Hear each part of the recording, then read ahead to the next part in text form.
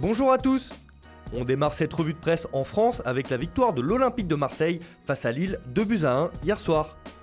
Un succès qui permet aux Phocéens de consolider leur deuxième place au classement et de filer tout droit vers la C1, titre le journal L'Équipe. Menés 1-0, les Marseillais ont retourné la situation en quelques minutes grâce à des réalisations de Valère Germain et Dario Benedetto.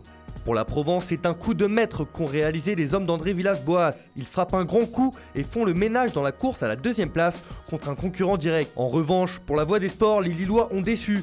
Que c'est triste de tomber ainsi, titre le journal local. Les Dogs avaient pourtant fait le plus dur en ouvrant le score, mais se sont effondrés en fin de match. Ils restent tout de même à 1 point du Stade Rennais et du podium. On part en Angleterre où Pep Guardiola fait encore la une des tabloïds. Alors qu'Alessandro Del Piero a déclaré qu'il verrait bien l'Espagnol sur le banc de la Juve pour succéder à Maurizio Sarri, de plus en plus contesté, pour le Daily Express, Pep doit partir à la Juve. Et l'exclusion des Coupes d'Europe pour 2 ans ne fait qu'alimenter les rumeurs de départ du Catalan. Même chose en une du Daily Star. La Juve est faite pour toi, Pep. Le média anglais indique que l'effectif de la vieille dame conviendrait parfaitement à l'entraîneur espagnol et qu'il est temps pour lui d'expérimenter un nouveau championnat après l'Espagne, l'Allemagne et l'Angleterre. Toujours outre-Manche, le reste de la presse anglaise n'est pas du même avis. Pour le Times, Guardiola veut rester à Manchester City et se battre malgré l'éviction de 2 ans en Coupe d'Europe. Le coach catalan ne veut pas entendre parler d'un départ et semble toujours convaincu de sa réussite avec les Sky Blues.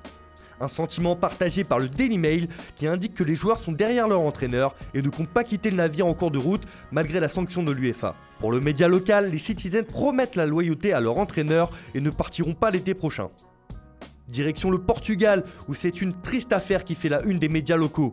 En effet, hier soir, le FC Porto affrontait le Vitória Guimarães, mais Moussa Marega, l'attaquant des Dragões, a été victime d'insultes racistes par les supporters et il a quitté le terrain en furie, quelques minutes après son but. Pour Abola, nous sommes tous Marega. Le journal local affiche son soutien à l'attaquant après ses débordements. Retenu par ses coéquipiers et son entraîneur, le Malien a laissé exploser sa colère à l'encontre des supporters adverses lors de sa sortie.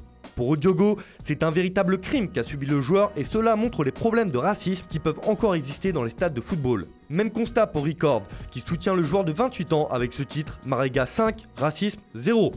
On file en Italie, où le choc entre la Lazio et l'Inter a tenu toutes ses promesses. Dans une rencontre à suspense, les Lazialais l'ont emporté 2-1 grâce à des réalisations de Ciro Immobile et Sergej Milinković-Savić. Pour le Corriere dello Sport, c'est une sainte Lazio. Milinković-Savić a été divin. Il signe le dépassement sur l'Inter. Il n'y a que la Juve devant Inzaghi désormais. Une performance également saluée par la Gazzetta dello Sport qui estime que l'Inter a mal à la tête ce matin. Cette 24e journée de Serie A a été stupéfiante dans la lutte pour le Scudetto. La lutte pour le titre s'annonce donc passionnante de l'autre côté des Alpes. Enfin, en Allemagne, l'excitation commence à monter à 2 jours du choc entre le Paris Saint-Germain et le Borussia Dortmund en 8e de finale allée de la Ligue des Champions. Pour Kicker, le Borussia est sur le banc d'essai avec cette rencontre. On va enfin savoir ce que vaut l'équipe de Lucien Favre dans un match de cette intensité. Et c'est notamment la défense qui passe un réel test car elle devra gérer les assauts de Neymar ou encore Mbappé qui seront bien disponibles pour cette rencontre.